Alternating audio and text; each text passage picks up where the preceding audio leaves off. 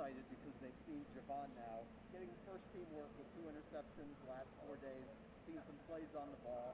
Is this enthusiasm and excitement about him justified because we don't see what you see with the other plays, with the balls that aren't interceptions?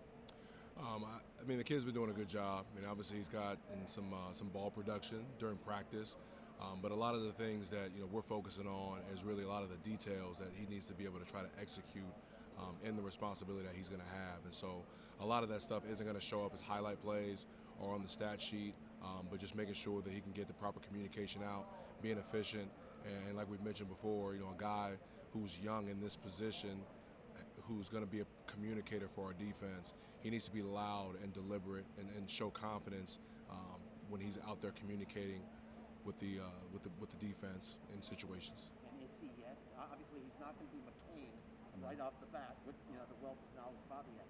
But is he calling the correct plays? Is he doing it with the loudness that you want? I mean, it's improving. On every single day, every single practice, every single repetition, he has the opportunity to do so and exhibit that behavior that we're looking for at that position. And he's been doing a good job. There's a lot of things that we still need to do, and I still need to do as a teacher to kind of let him know certain parameters, certain things that we're looking for, and the communication that we need to make, not just within the play call and what the communication involves in the defense, but really just some things that we can alert ourselves as a defense when offenses maybe give us certain looks or certain formations, we can get guys on the same page to know what's next even before the next step even happens.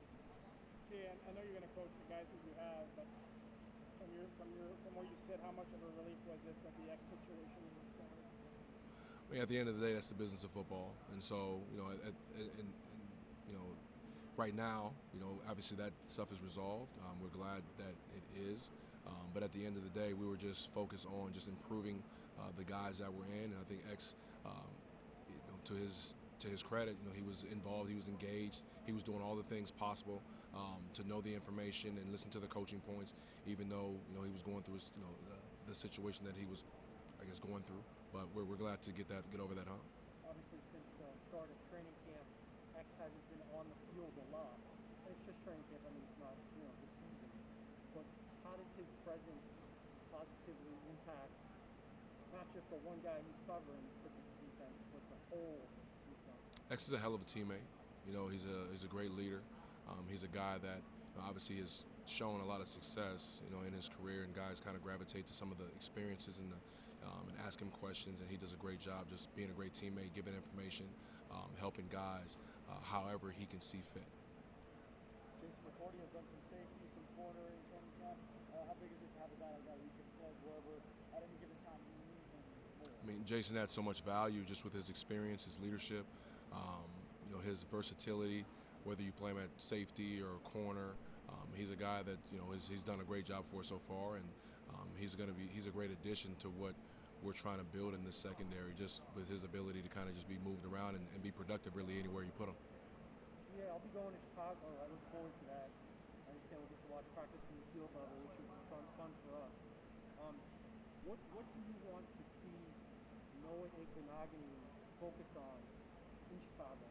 I think it's just the consistency of executing the fundamentals and the techniques that we feel that it will put him in position to make plays. To execute that on a consistent basis. Yeah, there are going to be some mistakes. There are going to be some ups and downs.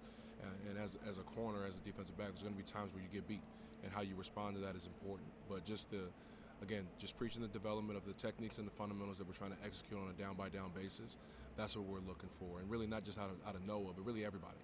Everybody needs to be able to show that down after down for us to do what we want to get accomplished.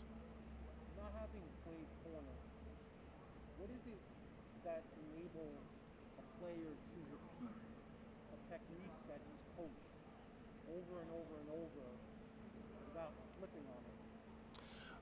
That happens just from really at the corner position, especially when you play so much press man. It's just the patience that you need at the line of scrimmage, and the routine that Coach Burks works over and over and over and over again, regardless of who's in front of you.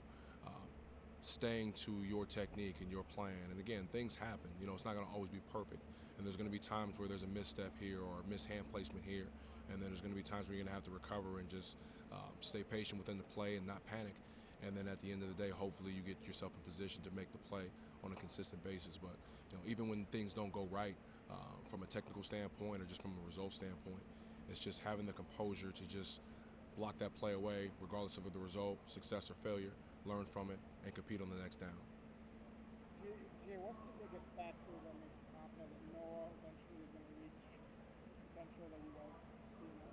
Can you repeat that question? I said, what's the single biggest factor gives you confidence that Noah is going to reach the potential that you guys see in him? Well, he's working. He's got the physical tools. He's got the want to. Again, it's just a matter of the consistency at the execution of the techniques and fundamentals, which we drill all the time. And so we know he has the ability to do so. We know that he has the want to do so. And so it's just a matter of continuing to develop a guy like that and get him to have the consistent success that he's shown flashes of, but just being more consistent in the execution of those things on a down-by-down basis. Is he about where you thought he'd be at this point? Again, I mean, the potential, I don't necessarily have him on a hey, he's got to be here at this point today. Again, it's just a matter of just trying to continue to develop and get better and improve over the course of time. And that's what we're building towards, and he's gotten better. And, some of your losses, that's where your greatest instruction can be found. And so when we look at the tape and we see it and we review it and we just try to correct anything that needs to be corrected, and that's what development is. Yeah, based on your observations from last season, when X and Byron are on the field at the same time, happy, healthy, knock on wood, everyone's good. How does the combination of both of those guys and their skill sets impact the entire defense?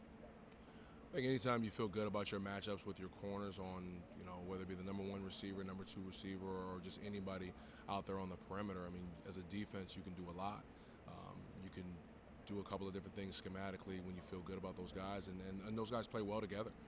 Their skill sets, complement each other very well, and their communication on the field to one another, even though they're on opposite side of the fields, they know sometimes things on their side could affect the other. And so their communication on the field, off the field, in between series, you can see that they have a good rapport with one another, and it definitely helps us as a defense to have those two guys on the field. Coach, one of the things that I've heard common across the coaching staff here is the cross collaboration, right? Coach mentioned offense and defense, working together with those guys. And one thing I talked to his teammate back in Alabama, Xavier McKinney, about safeties and quarterbacks and how they work together. Has Javon Holland, Jason McCourty, Brandon Jones, Eric Gore, these guys spend time with the quarterbacks and kind of communicating what they see from that deep center field position compared to what the quarterback sees? Is there any of that? There might be. I know that there's been some conversation sometimes, that I would kind of catch between Jacoby Brissett. Hey, what were you guys doing? And I'm pretty sure maybe in the locker room that those guys might have those conversations. I think that there's valuable information for sure when a safety can kind of get a feel for and really ask the question to a quarterback to kind of confirm, what did you see, or what are quarterbacks thinking when we do this? And those are things that can definitely help us or help them also take the next step in regards to maybe what disguises and how effective maybe certain looks can look like when we're playing an opponent. How would you describe the value of having both youth and experience in your possession, like with a McCourty and a Holland, for instance? I know they talked a bit about how kind of Holland follows him around a little bit. How would you describe that value of that? Oh, it's valuable. I mean, tremendously valuable. It's one thing to have a coach who's kind of giving you the information, relaying the information, and drilling you on the information. But it's another thing to also be able to ask a resource and a teammate. With the time that I don't get a chance to meet with them when those guys are off. But just to have a teammate that you can bounce ideas off of, or here's what I saw, here's what I did, or bring up maybe past experience that Jason's played in some big time games, and just be able to help out, whether it be Javon or Brandon Jones or really anybody in the secondary who has experience and talking to our young guys. I mean, those are valuable things for those guys' development, not just the coaching that we give them, but a lot of the instruction that they hear from their own teammates who have the experience.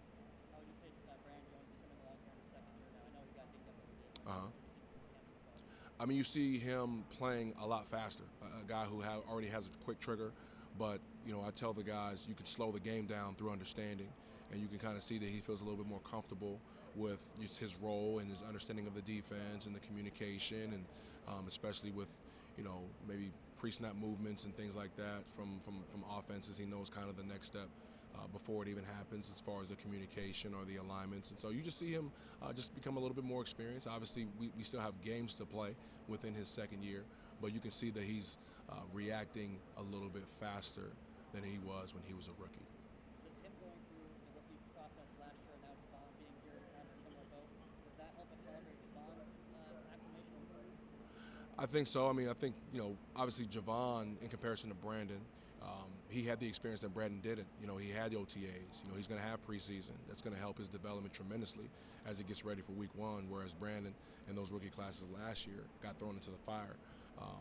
But you can see, that definitely helping Javon, because obviously Brandon went through it, and he's able to, again, be a resource for Javon as to what to expect now that, just being a rookie is actually fresh into his mind versus, Jason, who's 13 or so hard years in.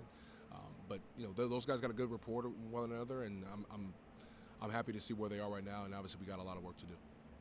No problem. How we doing? With Javon, how is it just him getting more looks in terms of him playing faster and understanding what's going on the field? Yeah, I think it's just a matter of just getting more reps, and when you get a chance to just slow everything down through understanding, whether it be what you're doing defensively, what they're doing offensively, how you're being attacked, communication within the system, and getting simulated pictures in the practice setting is only going to help him as he gets to the games. Now, as he gets to the preseason games, you're probably going to get more more action, more vanilla looks, and we know the regular season is obviously different than the preseason. But anytime he gets a chance to get out there on that field and experience it through his lens, and then get a chance to watch it on film and correct his mistakes and do all that, is only going to help him, as it does other players. But it's definitely going to help him to become a better player. As a secondary coach, I wanted to ask you about the RPO offense. And one, when you were playing, did you see that much in the league? And what kind of stress does it put on the secondary when you just have those type of plays where there's a jet sweep coming and it could be a run, it could be a pass. You didn't see that at the rate that it is now. A lot of the kind of the RPO game was really just getting out of a bad play. Back when I was playing, where hey, they bring that eighth guy in the box and we're running there, and it's an extra defender, and let's just throw a quick hitch out on the outside if the corner's playing off. Where now it's kind of built in as a system, where now you have called run plays, and hey, here's the pass off of it, and here's who we're reading. And so it definitely stresses a lot in regards to the eye discipline that you got to have, and understanding who's in the conflict, and how this guy might have to play a little bit slower and not as aggressive because he might have a run pass option that's going to be behind him, especially as an overhang or inside backer or something like that. So it's just a matter now defensively. You got to just kind of obviously cover in space and just rule out who needs to be in certain places and who has that RPO run pass conflict from a defensive standpoint.